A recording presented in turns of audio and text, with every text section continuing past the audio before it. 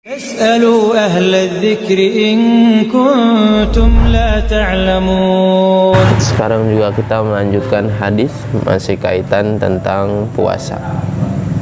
Biar nanti ketika datang bulan Ramadan kalian siap untuk berpuasa. Puasa itu apa secara bahasa? Secara bahasa, puasa artinya mutlaqul imsak, atau menahan diri secara mutlak, ya. Matanya ditahan, telinganya ditahan, mulutnya ditahan dari makan dan minum, dan kolbunya juga ditahan dari amarah dan syahwat. Itu arti puasa secara bahasa. Jadi puasa itu bukan hanya sekedar menahan, tapi keseluruhan.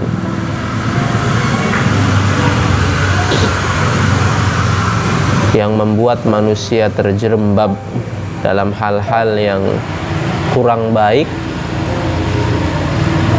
bahkan kadang-kadang baik, tapi di dalam puasa dilarang untuk melakukan hal tersebut karena perintah Allah, maka jangan dilakukan.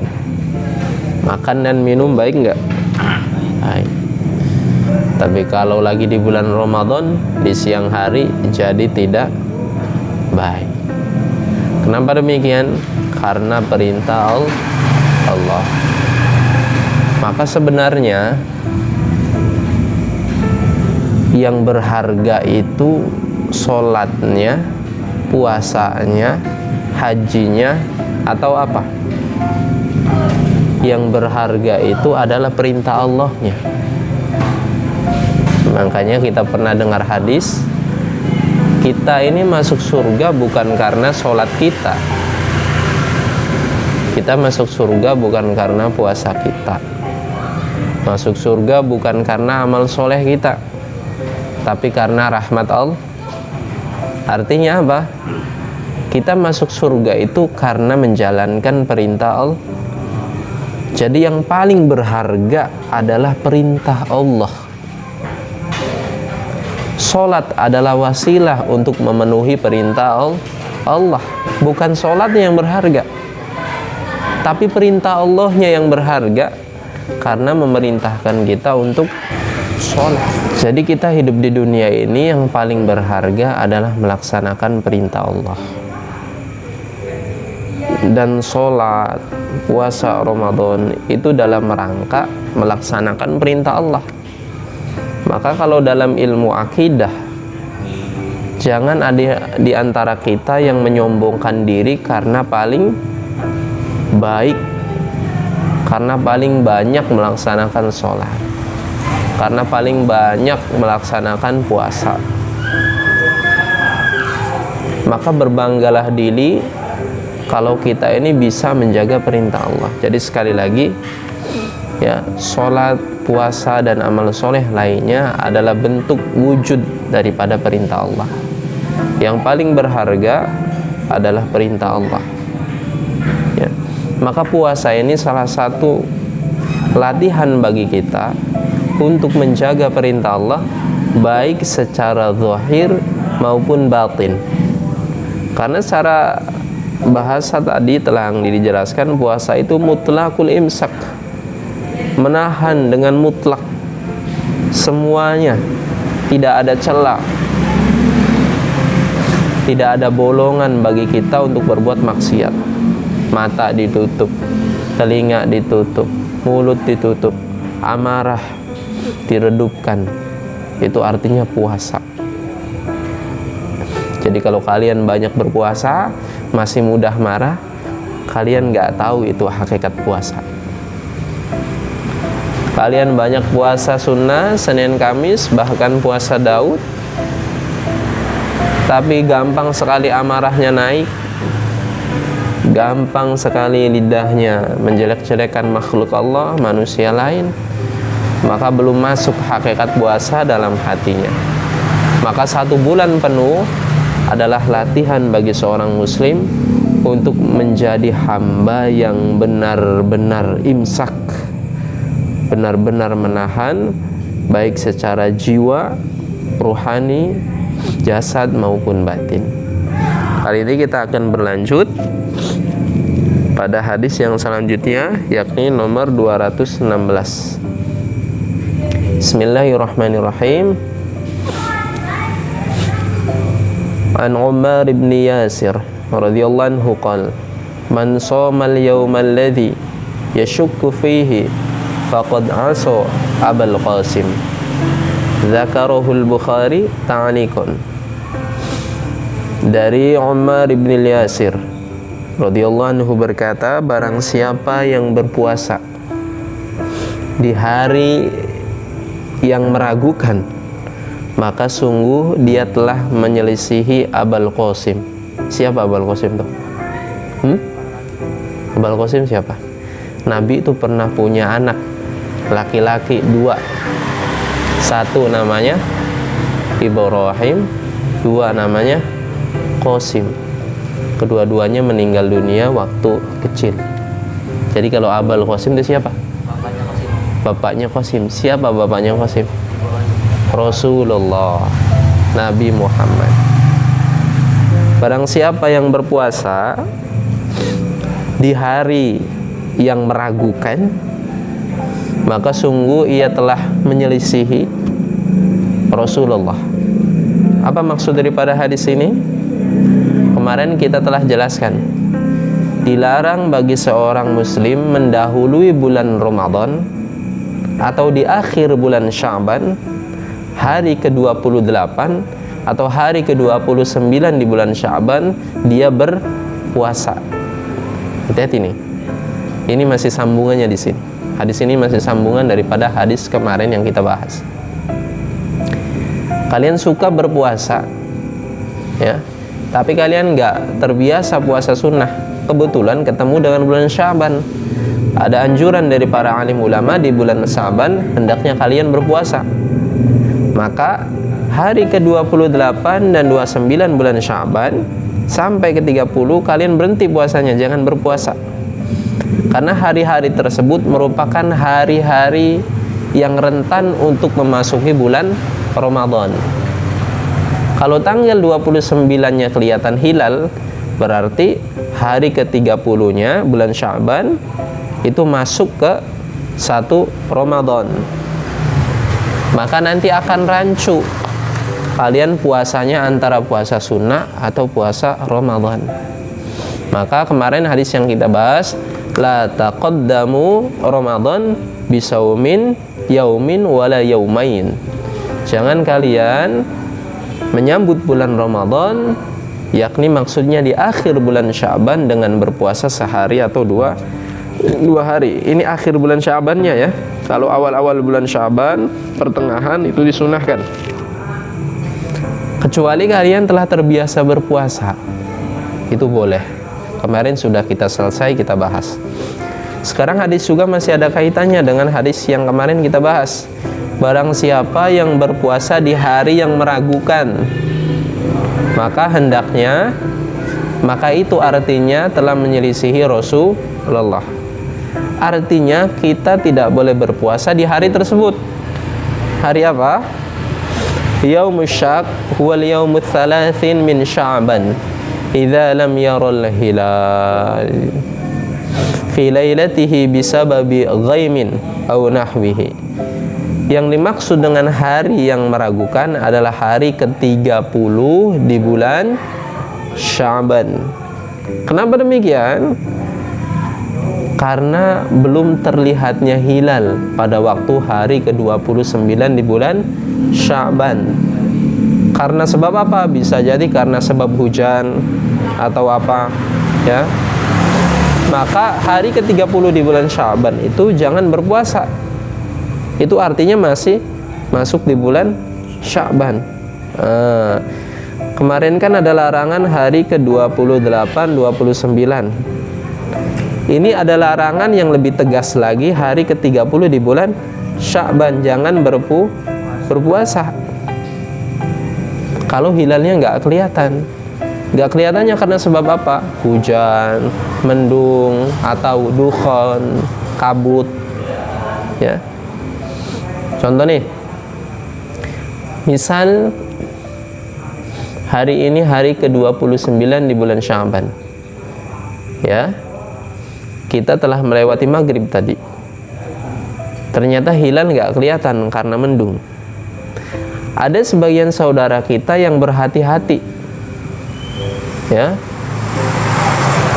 Ya udahlah, besok kita puasa aja lah. Meskipun nggak Ramadan, ya kita puasa aja lah. Nah, kalau Ramadan kan berarti kan kita puasa. Kalau nggak Ramadan, ya udah kita nggak apa-apa, nggak makan puasa. Ya, niat seperti ini atau dalam bahasa fikihnya al-ikhtiyat, niat berhati-hati seperti ini hukumnya haram. Masih mending kalaupun besok puasa Ramadan dan kita nggak berpuasa karena kita terbawa oleh suasana dan keadaan di sekitar lingkungan kita yang nggak kelihatan hilal, misalnya nggak ada zaman medsos nih, ya. Pemerintah kita ngumumin kalau besok tadi itu puasa, kita kelanjur nggak puasa, maka masih mending diqodho. Paham nggak? Ya. Jadi kalau hari sekarang tanggal 29 hilal nggak kelihatan karena sebab hujan, kabut, maka disempurnakan bulan Sya'bannya besok tetap nggak puasa, disempurnakan 30 hari bulan Sya'ban. Kalau ada sebagian saudara kita yang berhati-hati besok puasa aja lah, kalau masuk bulan Ramadan kan mending saya udah puasa. Itu hati-hati yang keliru. Masih mending nggak berpuasa. Nanti diqodho. Kalau sekarang zaman medsos enak. Ada MUI yang menugaskan krunya untuk melihat hilal. Kita tinggal lihat di TV aja, nunggu kabar. Atau lihat di medsos, searching. Tapi dulu saudara kita umat muslim sebelum ada zaman medsos seperti itu. Jadi lihat hilal. Kalau hilal nggak kelihatan, ya udah, sempurnakan bulan Sya'ban 30 hari. Jangan ditambah lagi setelah 30 hari. Nah, maka yang kesatunya itu berarti masuk Ramadan, ya. Jangan ditambah 31, nggak ada Sya'ban 31. Ya. Jadi kalau kita enak nyaman ya, ada MUI. Nanti yang tanggung jawab di akhirat siapa? Biarin MUI. Ya. Kalau kamu nggak puasa sih udah masuk Ramadan, orang MUI ngumuminya besok. Mereka. Ya. Insya Allah MUI itu diisi para alim ulama dari Sabang sampai Merauke, dari setiap organisasi mengutus untuk masuk ke dalam MUI. Maka sebaik-baik untuk saat ini bagi orang awam ikuti MUI, ya, dalam himbauan apapun yang kaitannya tentang fatwa syariat agama Islam yang baru-baru, insya Allah ikuti MUI. Tapi untuk mujtahid, ya, untuk kalangan para alim ulama yang ilmunya sudah mumpuni, minimal telah menguasai 17 cabang ilmu, maka dilarang untuk jadi muttabi', untuk jadi pengikut. Mereka hendaknya berijtihad sendiri. Seperti itu. Maka nggak heran, nggak menutup kemungkinan di luar daripada MUI juga ada para alim ulama yang jadi rujukan. Nggak bahas-bahas ke sana, nanti masuk politik. Ya, kadukhanin fayajuzu kaunuhu min Ramadan wa kaunuhu min Sya'ban. Allah. Wa qad mana'a syari min saumihi. Maka bisa jadi karena tadi nggak kelihatan hilal, kita mang-mang nih, besok hari ke-30 termasuk hari Sya'ban apa hari Ramadan. Maka ketimbang mang-mang, ya, syariat memerintahkan kita untuk tidak berpuasa, ya. Was-was. Wa ikhtalafal ulama fi hadzal man'. Tapi ada ikhtilaf di kalangan para alim ulama ya dalam perkara larangan puasa ini. Faminhum man hamiluhu 'ala tahrim. Di antara mereka ada yang menganggap hukumnya haram. Wa minhum man hamalahu 'alal karahah. Dan di antara mereka ada yang menganggap hukumnya cuma intinya semuanya melarang, cuma beda hukum saja. Ada yang makruh, ada yang haram. Ya, beda hukum saja. Kayak rokok. Ya, ada yang haram, ada yang makruh. Intinya apa? Melarang. Ya. MUI sendiri yang buat fatwa. Bagi saudara-saudara kita yang masih ngerokok, silahkan. MUI udah buat fatwa. Bagi kalian yang belum merokok, jangan coba-coba. Ya.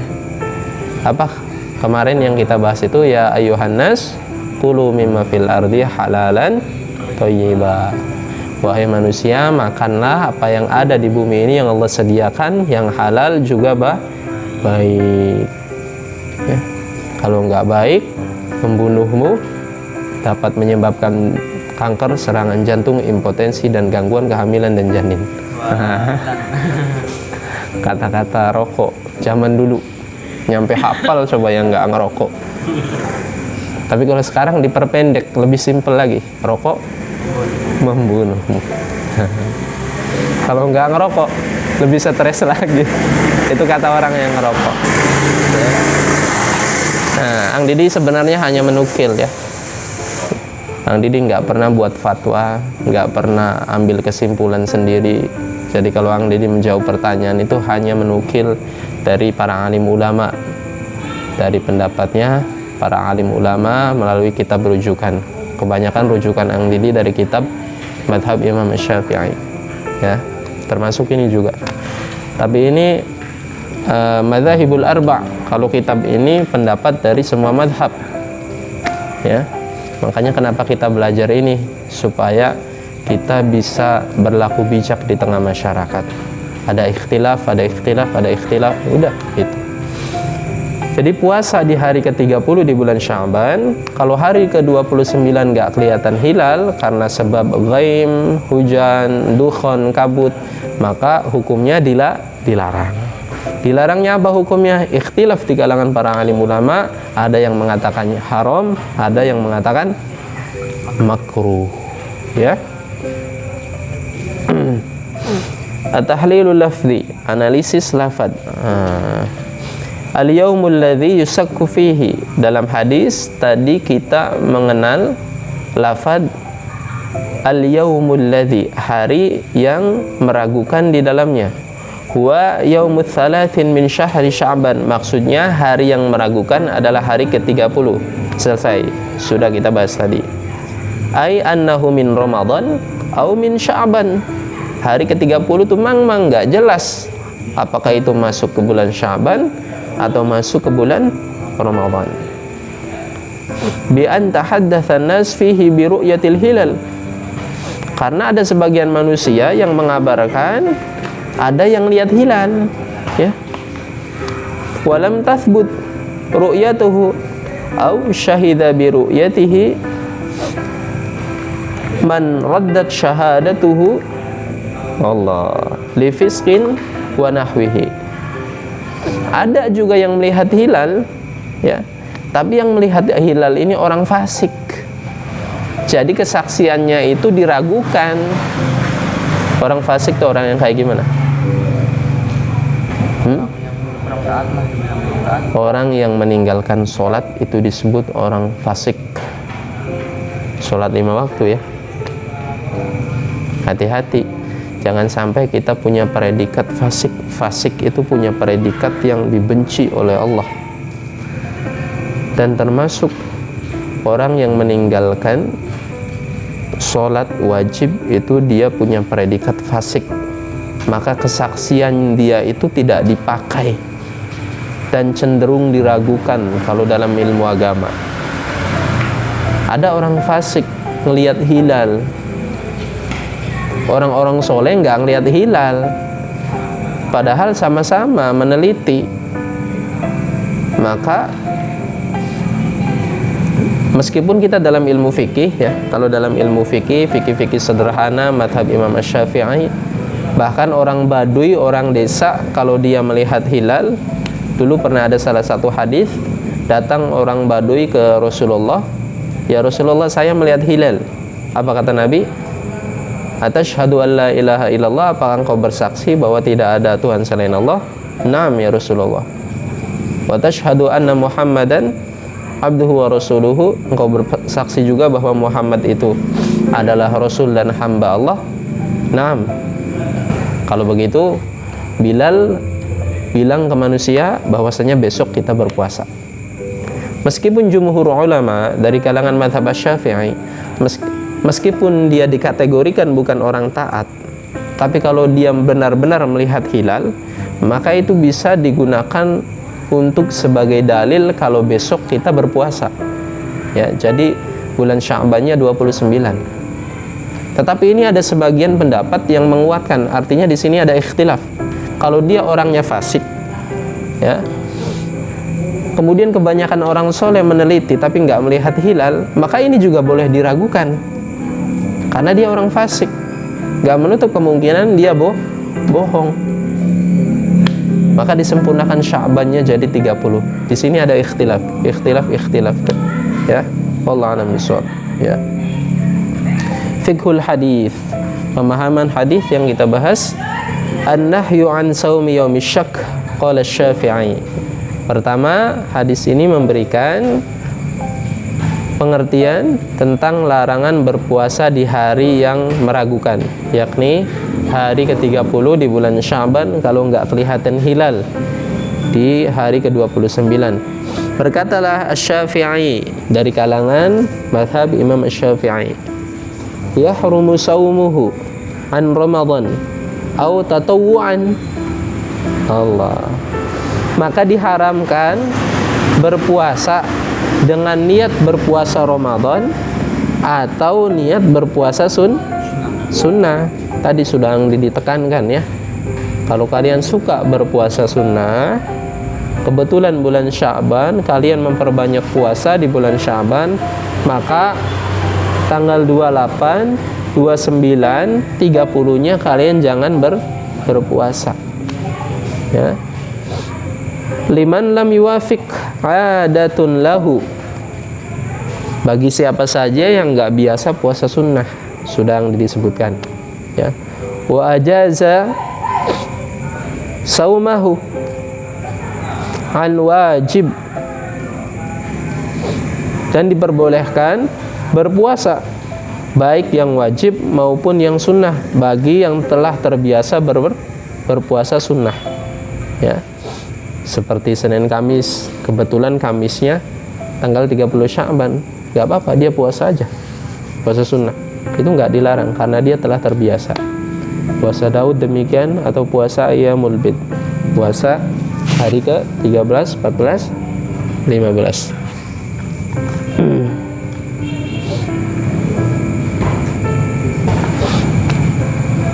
Wa qala al-jumhur, berkatalah jumhur para alim ulama. Apa jumhur tuh? Global, kebanyakan, hanya sedikit saja yang berbeda pendapat. Kemudian ya, orang apa kemudian orang ngerti guys, dodok pak.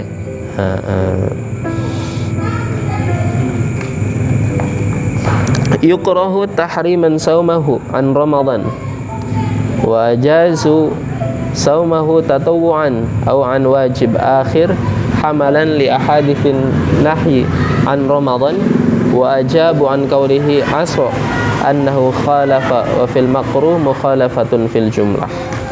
Sudah kita bahas ya, jadi kalau terbiasa berpuasa sunnah nggak ada masalah, silakan berpuasa. Kalau nggak terbiasa berpuasa sunnah alias puasa sunnahnya dadakan di bulan Sya'ban, maka sisakan hari ke-27, hari ke-28, 29 dan 30 jangan berpuasa. Wallahu a'lam bishawab. sudah cukup nih sampai satu hadis. Ada pertanyaan?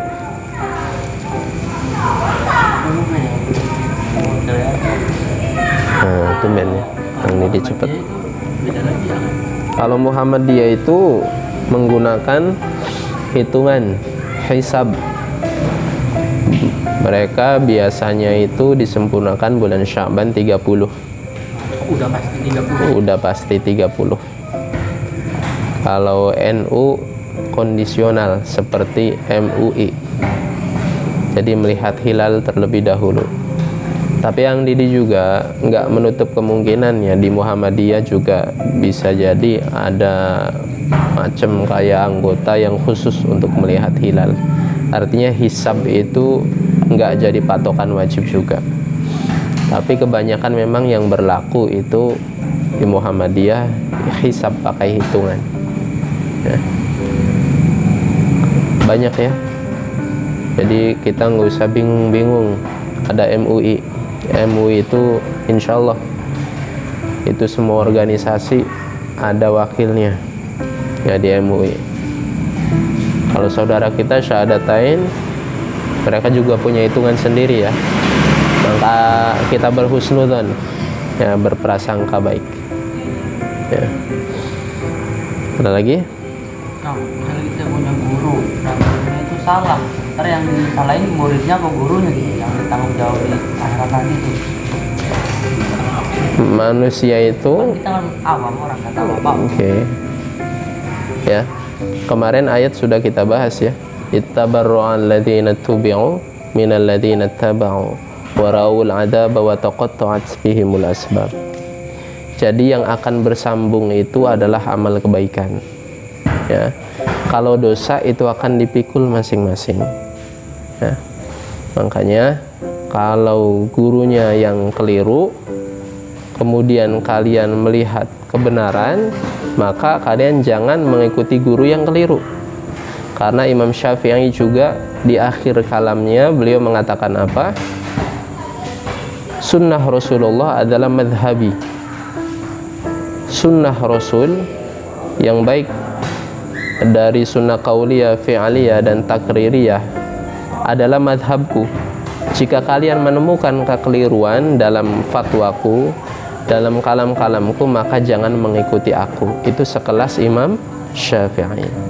Maka bagaimana kalau di bawah sekelas Imam Syafi'i ya, yaitu lebih-lebih lagi ya. Jadi kalau ada kalam guru kalian, entah siapapun itu ya, yang kira-kira keliru, klarifikasi, nggak apa-apa.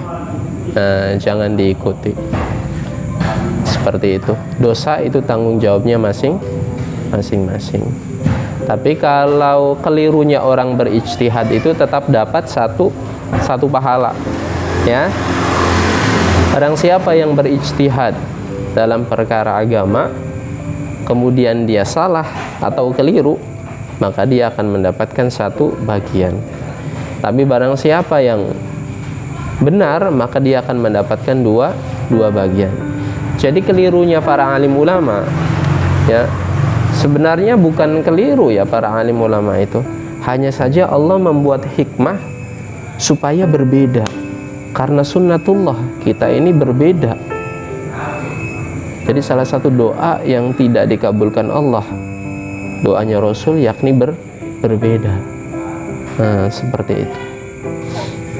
Jadi intinya kita memikul dosa masing-masing. Ya, kekeliruan para alim ulama itu membawa berkah. Tetapi kalau kalian melihat itu benar-benar kekeliruan yang keluar dari syariat, silakan klarifikasi, kemudian jangan ikuti. Seperti itu.